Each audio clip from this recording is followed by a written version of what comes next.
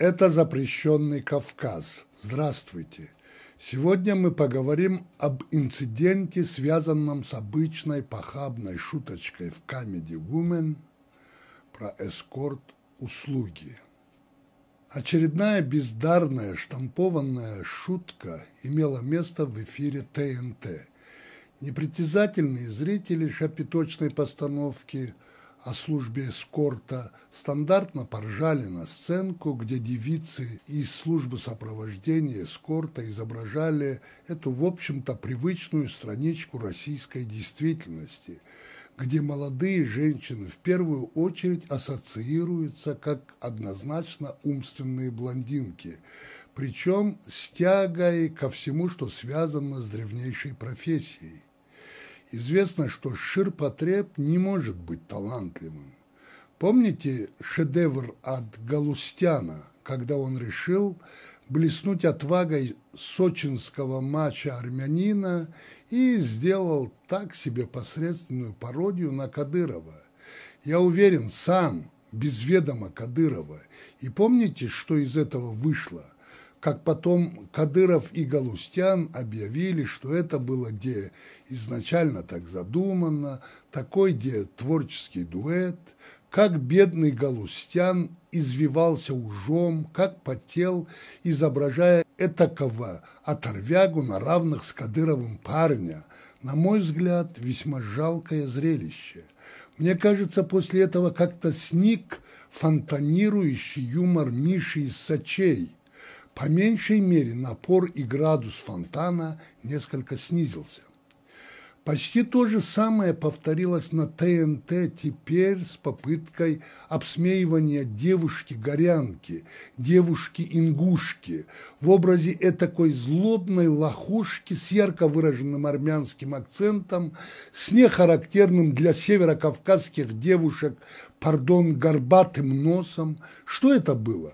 Кто автор перла? Чья блестящая идея? Ничего не имею против всего армянского народа, но много армян в Comedy Club. Они должны понимать, что девушку-горянку представлять так не можно. С указанием национальности категорически нельзя. Павел Воля из Пензы этого может не знать, или Галыгин, но те, кто с Кавказа. Очень часто армянские коммерсанты вводят меня лично в смущение. То они бьют себя в грудь: мы все кавказцы, мы братья. То противоположное с экрана: мы никакого отношения к Кавказу не имеем. Господа, определитесь, не томите нас, просто кавказцев. Безусловно, юмору все положено, все разрешается. Все, кроме явной лжи, кроме клеветы. Когда изображают кавказцев этакими карикатурно озабоченными ухажерами, окей, мы смеемся вместе со всеми, потому как, есть грех. Часто подкида прекрасного полу темпераментные кавказцы. Мы готовы смеяться над нашими особенностями, даже гиперпреувеличенными вами, господа коммерсанты, от юмора. Но, простите великодушно, в том, что касается наших девушек, наших старших, нашего того, что называют кавказскостью или даже кавказнутостью, здесь стоп, здесь красная черта, здесь высокое напряжение, как говорят, не влезай, убьет. Почему такое табу представлять наших женщин потенциальными эскортницами, например? Потому, уважаемые те, кто плохо знает кавказскую, войнахскую, дагестанскую, адыгскую, карачаево-балкарскую, абазинскую, нагайскую особенность менталитета, наши девушки для нас в подавляющем основном сестры, наши сестры, матери, наши матери или матери наших детей, а все это свято. Можем позволить шутить над многим, но не на тему девушка-ингушка-эскортница. Так и случилось. Смех был недолгим. В главный офис ТНТ пожаловали до 60 уроженцев Северного Кавказа, которые были возмущены этой неумелой и неуместной шуточкой. Гендиректор Comedy Club господин Левин извинился. Извинилась и одна из главных звезд шоу Екатерина Скулкина. Инцидент вроде, слава богу, исчерпан.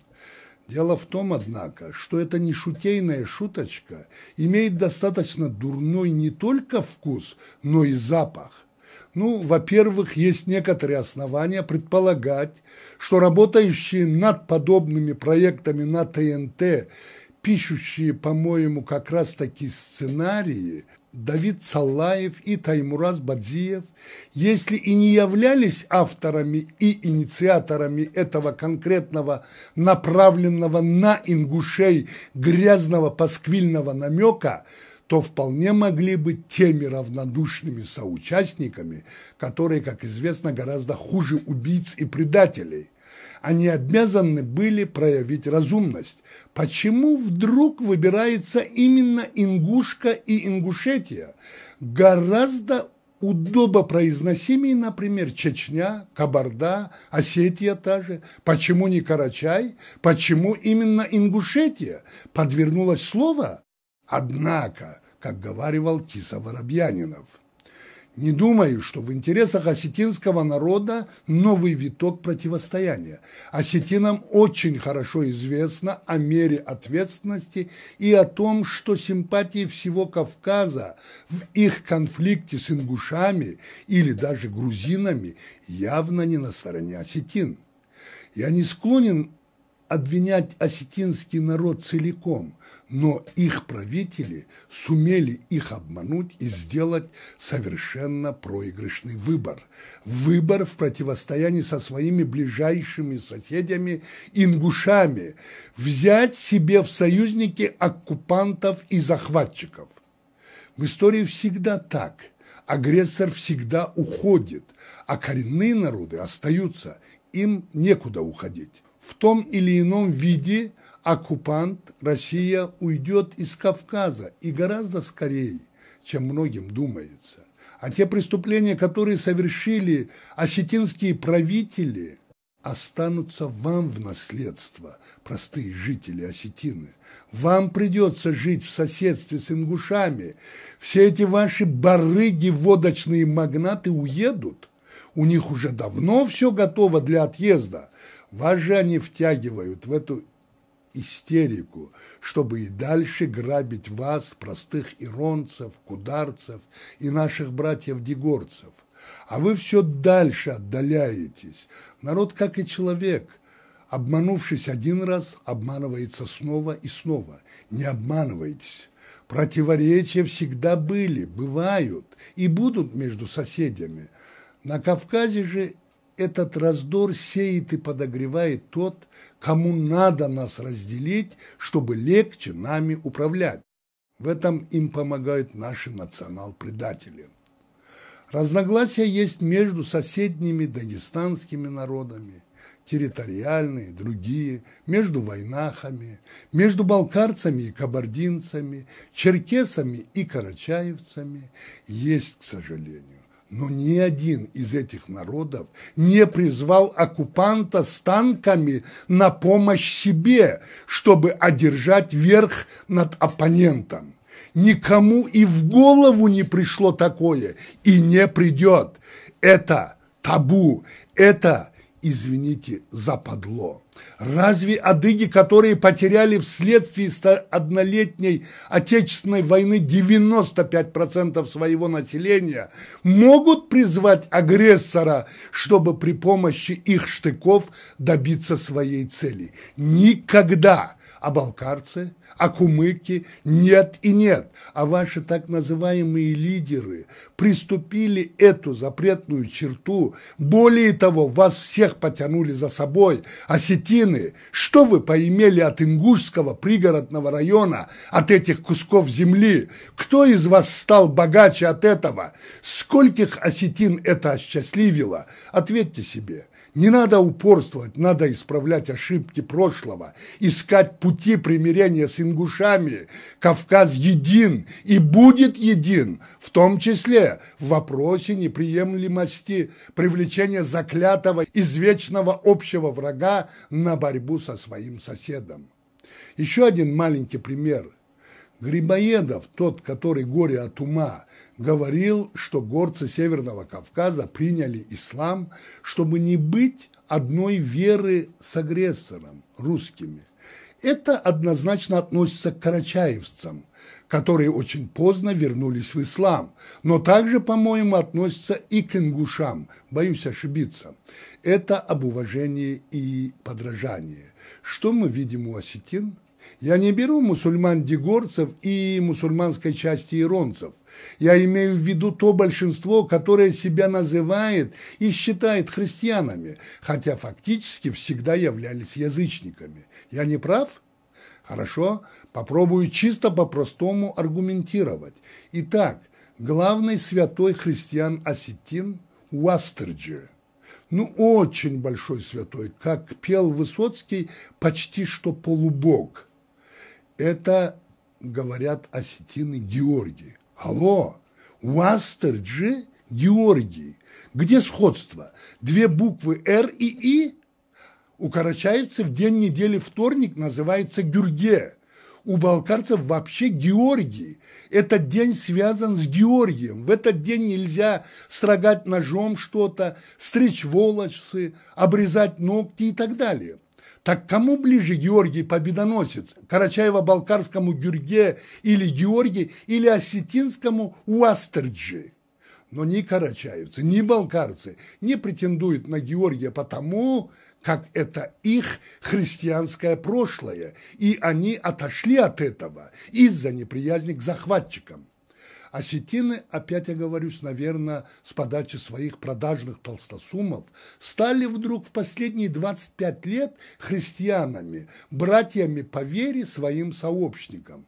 Честное слово, смешно и грустно. Вспомните каждый из вас, когда началось это поветрие.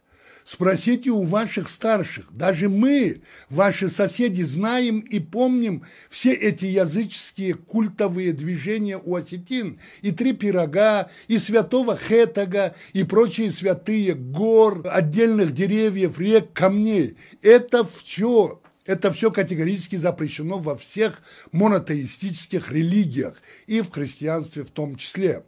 А теперь вы ходите с нательными крестами. Почему? Думаю, это политика. Оговорюсь, христиане с точки зрения мусульман гораздо ближе к истине. Они тоже люди Писания. Язычники – это многобожники с точки зрения иудаизма, христианства и ислама.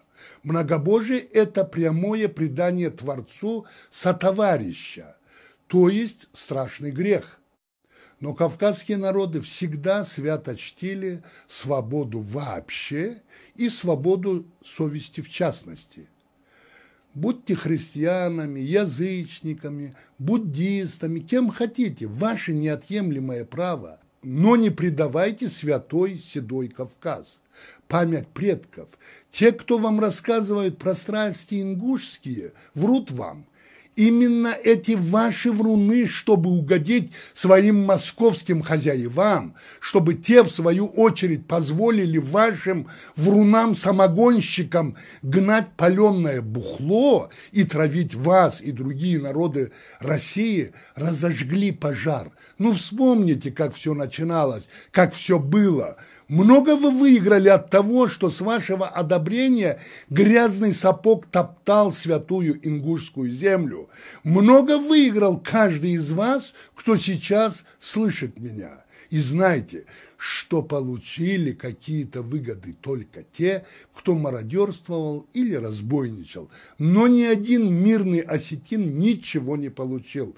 Ничего. Но очень многое потерял. Мы все народы Кавказа склонны не доверять вам, как не доверяют люди тому, кто однажды предал. Решать вам, совершившие ошибку и продолжающие упорствовать в заблуждении, господа осетины.